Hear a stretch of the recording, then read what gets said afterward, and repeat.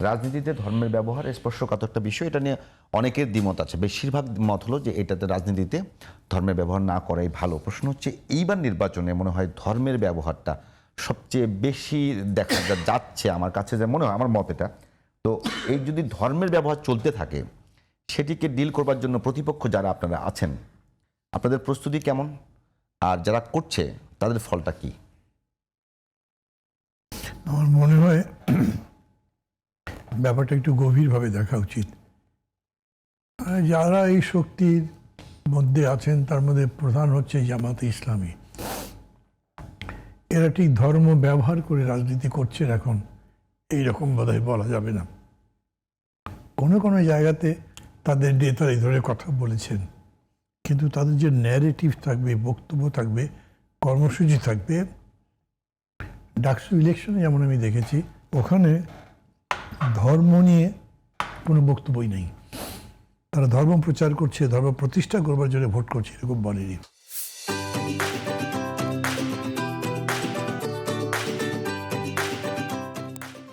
জামাতকে ভোট দিলেই বেহেশতের টিকিট পাওয়া যাবে এরকম কথাও প্রকাশ্যে কোথায় বলেছে আমি দেখিনি।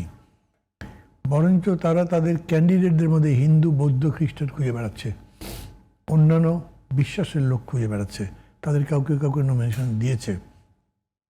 তারা প্রকাশ্যেই বলে বর্তমান সময় ইসলাম, কোরআন সুন্নাহর শাসন প্রতিষ্ঠা করবার নির্বাচন নয়, এখন জনগণের কল্যাণ, মানে একটা কল্যাণ রাষ্ট্র সপক্ষে কর্মসূচি, তার সপক্ষে ভোটের ক্যাম্পেইন করছি আমরা। মানে তফাৎটা বুঝে দেখেন যে জামাতে গতবারে বক্তব্য ছিল সৎ লোকের শাসন চাই, আল্লাহর আইন চাই, ইত্যাদি ইত্যাদি। ওই জায়গায় নাই। মানে তারা বুঝেছে যে এই রকম করে ধর্ম ব্যথা যাবে না, এটা মানুষ সহজে বোঝে। কারণ হয় কি, আমি এটা চাইছি, আমি নামাজ পড়ি, আমি ধর্ম পালন করছি, দেখাচ্ছি, কিন্তু পাবল আবার দল করে না, উনি দাঁড়িয়েছেন, উনিও কিন্তু ধর্ম পালন করেন, তখন মানুষ কনফিউজ হয়।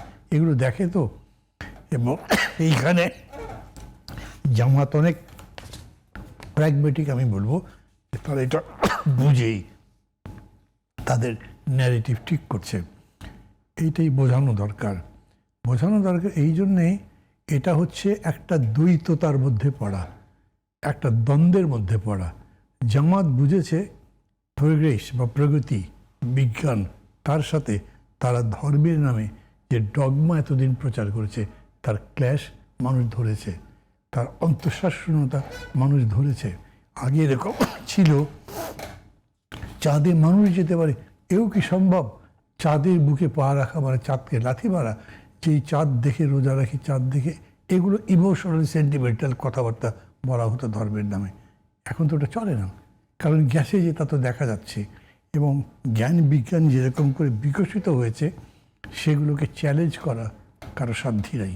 আপনি বরঞ্চ ধর্মকে, মানুষের কল্যাণ, তার সাথে বিজ্ঞানকে যদি যুক্ত করতেন, তাহলে একটা বিষয় হতে পারত।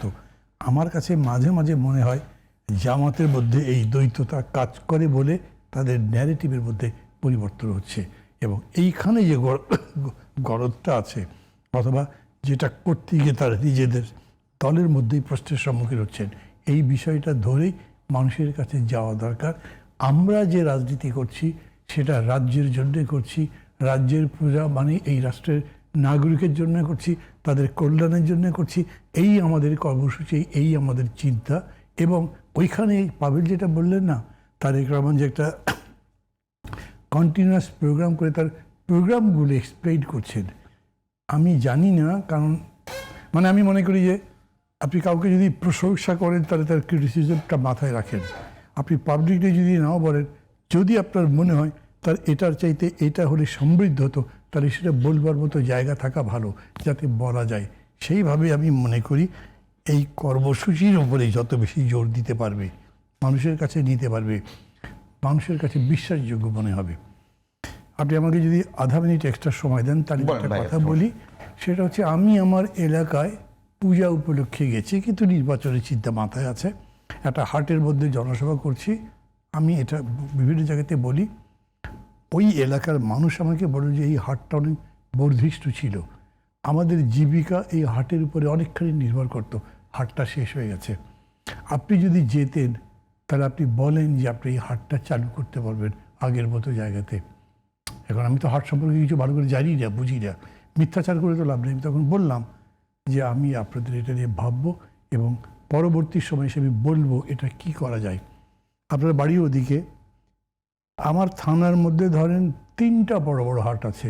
মহাস্থানে একটা, চণ্ডীহারা একটা, তারপরে বোকামতলা একটা। 3টে সবচেয়ে বড় বড় হাট। জি, প্রচুর পরিমাণে মানে ফল সবজি কাঁচা সবজি এবং ফলের সবচেয়ে বড় মূল্য পায় না মানুষ। এখন ধরেন কিভাবে আপনি সেই মানুষের কাছে এই পণ্যের মূল্যে পৌঁছাবেন, কিভাবে তার হাটটা চালু করবেন, কিভাবে তার চিকিৎসার টাকা যোগাবেন, এগুলোর সাথে ইসলামের সম্পর্ক নেই। কোনো একটা ইসলামিক হাট করে তো হবে না, এখানে কোনো জাতীয়তাবাদী হাট হবে না, এটা কোনো আওয়ামী হাট হবে না। ওইখানে আপনাকে ইকোনমিক্সটাই বলতে হবে, মডার্ন আপডেটেড ইকোনমিক্স। এই জায়গাতে যদি আপনি আসতে পারেন, মানুষকে সেটা বোঝাতে পারেন। এখন আমি ইজিলি একটা জনসভায় বক্তৃতা করবার সময় বলছি, আপনারা বেকার ভাতা পান? কতজন বেকার লোক আছেন? ধরেন 10টা হাত তুললো, পান? মানে না ভাই, অর্ধেক টাকা পায়, অর্ধেক দেয় না। কে? অমুক অমুক মেরে খায়। কেমনে মারবে?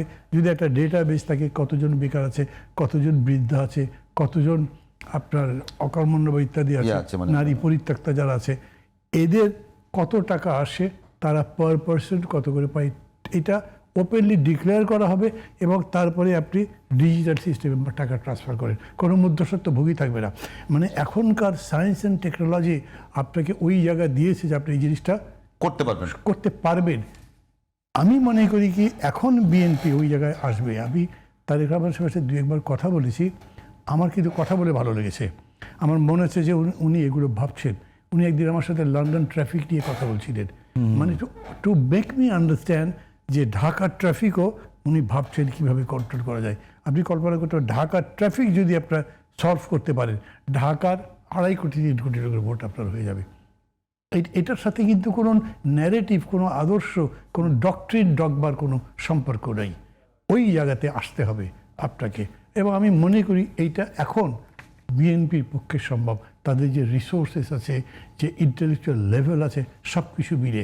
আমি যেমন ধরেন, আমি তো বিএনপি কখনো করি না, করবো না, কিন্তু আমি মনে করি যে বিএনপি এই চেঞ্জটা আনতে পারে। বিকজ তাদের সেই রিসোর্সেস আছে, তাদের সেই ক্যাপাসিটি আছে, ক্যাপাবিলিটি আছে, কিন্তু তাদের এটা বুঝতে হবে যে এটা করে।